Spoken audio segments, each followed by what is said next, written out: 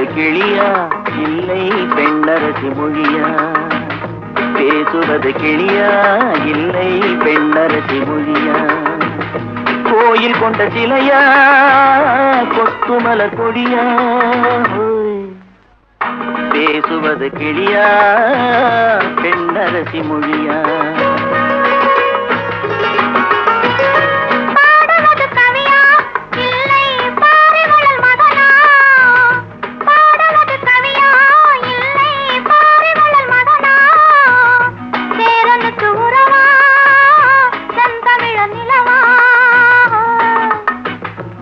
பாடுவது கவியா இல்லை பாரிவளல் மகனா?